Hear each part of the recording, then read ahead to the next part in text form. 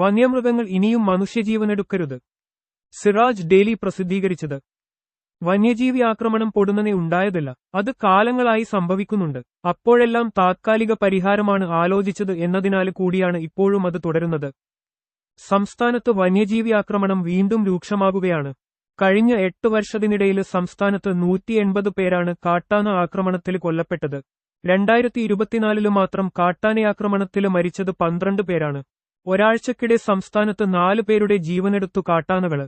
കഴിഞ്ഞ ഒരു വർഷത്തിനിടെ കാട്ടാനയുടെ ആക്രമണത്തിൽ മരിക്കുന്ന 8ാമത്തെയാളാണ് അട്ടമല സ്വദേശി ബാലന്.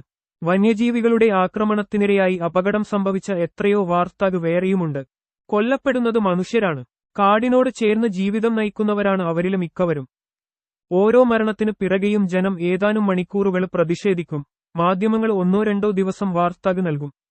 അതുകഴിഞ്ഞാൽ പിന്നെ കുടുംബം കണ്ണീരുണങ്ങാതെ ജീവിക്കേണ്ടുന്ന അവസ്ഥ. കേരളത്തിന്റെ നിയമസഭയിലടക്കം ചർച്ച നടന്നിട്ടുണ്ട്. സർക്കാർ പലവിധ പദ്ധതികൾ പ്രഖ്യാപിച്ചിട്ടുമുണ്ട്. പക്ഷേ ശാശ്വത പരിഹാരത്തിലേക്കെത്താൻ സാധിച്ചിട്ടില്ല. വന്യജീവികൾ നാട്ടിലിറങ്ങി ജനങ്ങളെ ഉപദ്രവിക്കുന്നതിൽ നാട്ടുകാരെ തന്നെ പഴി പറയുന്നവരും കുറവല്ല. വന്യജീവികളുടെ ആവാസ വ്യവസ്ഥയിലേക്ക് മനുഷ്യന് നടത്തിയ കയ്യേറ്റത്തിന്റെ ഫലശ്രുതിയാണ് ഈ ആക്രമണങ്ങളെന്ന് വാദിക്കുന്ന തീവ്രപരിസ്ഥിതിവാദികളും മൃഗസ്നേഹികളുമുണ്ട്. അവരെക്കൂടി പേടിച്ചാണ് അധികാരികൾ പലപ്പോഴും പ്രായോഗിക പരിഹാരങ്ങളിലേക്ക് നീങ്ങാത്തത്. കേന്ദ്ര വനം വന്യജീവി നിയമം പരിഷ്കരിക്കുകയാണ് പരിഹാരത്തിലേക്കുള്ള ആദ്യപടി. 1972 വനം വന്യജീവി സംരക്ഷണ നിയമം വന്യജീവികളെ വേട്ടയാടുന്നത് പൂർണ്ണമായും വിലക്കുന്നുണ്ട്. നിയമം ലംഘിക്കുന്നവർക്ക് 3 വർഷം വരെ തടവ് ശിക്ഷ നിരേശിക്കുന്നുണ്ട്. കേരളത്തിൽ വർദ്ധിച്ചുവരുന്ന വന്യജീവി ആക്രമണങ്ങളുടെ പശ്ചാത്തലത്തിൽ നിയമം പരിഷ്കരിക്കണമെന്ന് പാർലമെന്റിൽ കഴിഞ്ഞ ദിവസം ചോദ്യമായി ഉന്നയിച്ചിരുന്നു അഡ്വക്കേറ്റ് ഹാരിസ് ബീരാന്.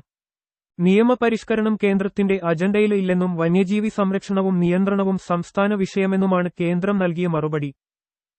വന്യജീവി പ്രശ്നം പരിഹരിക്കാനാവശ്യമായ തുക കേന്ദ്രം നൽകുന്നുണ്ടെന്നും കേന്ദ്രം മറുപടിയിൽ വ്യക്തമാക്കി. അതേസമയം കേരളത്തിലെ വന്യജീവി പ്രശ്നം പരിഹരിക്കുന്നതിന് 620 കോടി രൂപയുടെ പ്രത്യേക പാക്കേജ് സംസ്ഥാന സർക്കാർ കേന്ദ്രത്തിന് മുമ്പാകെ വെച്ചിരുന്നെങ്കിലും തുക അനുവദിക്കുന്നതിന് സാങ്കേതിക തടസ്സം ഉണ്ടെന്ന നിലപാടാണ് കേന്ദ്ര വനം പരിസ്ഥിതി മന്ത്രി ഭൂപേന്ദ്ര യാദവ് സ്വീകരിച്ചത്. തുക അനുവദിക്കണം എന്ന് ആവശ്യപ്പെട്ട് ഡീന് കുര്യാക്കോസ് MP നൽകിയ കത്തിന് വ്യക്തമായ ഉത്തരം നൽകാന് പോലും കേന്ദ്രമന്ത്രി തയ്യാറായില്ല. ബജറ്റുകളിൽ പോലും കേരളത്തെ പൂർണ്ണമായി അവഗണിക്കുന്നതിന്റെ തുടർച്ചയാണ് വന്യജീവി ആക്രമണ വിഷയത്തിലും കാണുന്നത്. മനുഷ്യരുടെ ജീവനും ജീവിതോപാധികളും വന്യജീവികൾ കവരുന്നത് ഇനിയും തുടർന്നുകൂടാ. അതിന് കേന്ദ്രം കനിയണം. കേരളവും ഉണർന്നു പ്രവർത്തിക്കണം. പ്രായോഗികമായ മാർഗങ്ങളിലൊന്ന് ജനവാസ കേന്ദ്രങ്ങളിലേക്ക് വന്യമൃഗങ്ങൾ പ്രവേശിക്കുന്നത് തടയുന്ന വിധത്തിൽ ഫെൻസിംഗ് സ്ഥാപിക്കുകയാണ്. അതിന് കേന്ദ്രം ഫണ്ട് അനുവദിക്കുന്നില്ലെങ്കിൽ കേരളം സാധ്യമായ വഴികൾ തേടണം. സ്വകാര്യ മേഖലയെ ഉപയോഗപ്പെടുത്തി പദ്ധതി നടപ്പാക്കാൻ കഴിയുമോ എന്നാലോചിക്കണം. ഫണ്ട് യഥാവിധി ഉപയോഗപ്പെടുത്തുന്നു എന്ന് ഉറപ്പുവരുത്താൻ സംവിധാനമുണ്ടാകണം. വന്യജീവി ശല്യം രൂക്ഷമായ പ്രദേശങ്ങൾക്ക് വേണ്ടി പ്രത്യേക പാക്കേജ് പ്രഖ്യാപിക്കണം. വന്യജീവി ആക്രമണം പൊടുന്നനെ ഉണ്ടായതല്ല, അത് കാലങ്ങളായി സംഭവിക്കുന്നുണ്ട്. അപ്പോഴെല്ലാം താത്കാലിക പരിഹാരമാണ് ആലോചിച്ചത് എന്നതിനാൽ കൂടിയാണ് ഇപ്പോഴും അത് തുടരുന്നത്. ഈ ആവശ്യത്തിലേക്ക് വകയിരുത്തുന്ന തുക പൂർണ്ണമായും വിനിയോഗിക്കപ്പെട്ടിട്ടുണ്ടോ, പദ്ധതികൾ പ്രഖ്യാപനത്തിൽ ഒതുങ്ങിയിട്ടുണ്ടോ എന്നിങ്ങനെ പല ചോദ്യങ്ങൾ ഉയരുന്നുണ്ട്. വെള്ളാനകൾ യഥേഷ്ടം വിലസുന്നുണ്ട് വനം വകുപ്പിലെന്ന ആക്ഷേപം ഉച്ചത്തിൽ തന്നെ ഉയർന്നിട്ടുണ്ട് പലപ്പോഴും. വനം വകുപ്പിനെതിരെ രൂക്ഷവിമർശമാണ് CPMന്റെ ഇടുക്കി ജില്ലാ സമ്മേളനത്തിൽ ഈയിടെ ഉണ്ടായത്. വകുപ്പ് മന്ത്രിയുടെ ശ്രദ്ധ മന്ത്രിസ്ഥാനം നിലനിർത്തുന്നതിൽ മാത്രമായി പോകുന്നുവോ എന്ന് സ്വന്തം മുന്നണിയിൽ നിന്ന് തന്നെ ചോദ്യമുയർന്നു. വന്യജീവി പ്രശ്നം പരിഹരിക്കുന്നതിന് കേരളത്തിൽ ആദ്യം കാര്യക്ഷമത കാട്ടേണ്ടത് വനം വകുപ്പ് തന്നെയാണ്. ഇക്കാര്യത്തിൽ വനം വകുപ്പിന്റെ പ്രവർത്തനം മുന്നണി നേതൃത്വം വിലയിരുത്തണം. മീറ്റിംഗുകളും പ്രസ്താവനകളും കൊണ്ട് മാത്രം വന്യജീവി പ്രശ്നം പരിഹരിക്കാൻ കഴിയില്ലെന്ന് എല്ലാവരും മനസ്സിലാക്കണം.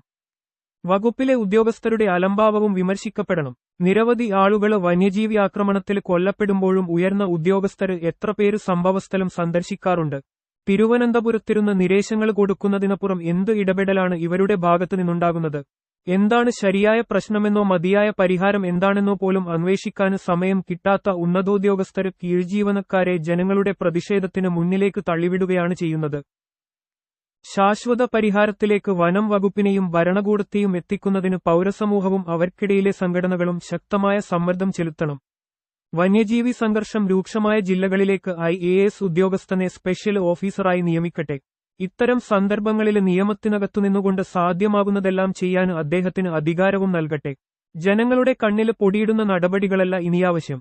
മനുഷ്യർക്ക് സ്വന്തം നാട്ടിലൂടെ പേടികൂടാതെ സഞ്ചരിക്കാനുള്ള അവകാശം ഉറപ്പുവരുത്തുന്ന ഇടപെടലുകൾ തന്നെയാണ് വേണ്ടത്.